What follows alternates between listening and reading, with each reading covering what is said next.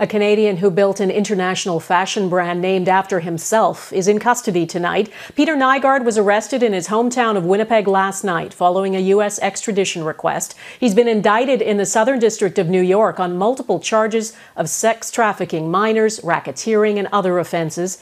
More than 50 women have accused Nygard of sexual assault, claims that date all the way back to the 1970s. His own sons say they, too, are among his victims. Global's Joe Scarpelli was in the Winnipeg courtroom where Peter Nygard appeared. Joe? Donna, Peter Nygard entered the courtroom in shackles, a gray hoodie, and a white face mask. The fashion designer then slowly made his way over to the prisoner's box, glanced over at the media quickly before turning his body towards the front of the room and resting his head in his hand.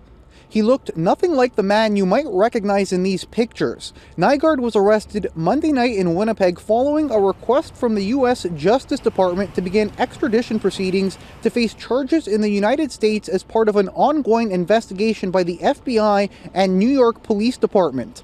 The 79-year-old is facing a total of 9 charges. The charges include conspiracy to commit sex trafficking of a minor by force, fraud, and several more. Dozens of women joined a class action lawsuit accusing Nygard of rape, sexual assault, and human trafficking. 12 of the victims were minors when they say the crimes happened. Lisa Haba is a Florida attorney representing the women. We've waited so long for this day to come, so long for Peter Nygard to be criminally held accountable for his crimes.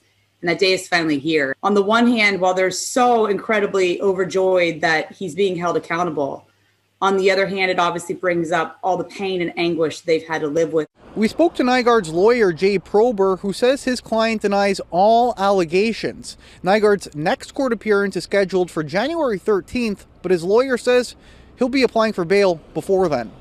Donna? Joe Scarpelli in Winnipeg, thanks.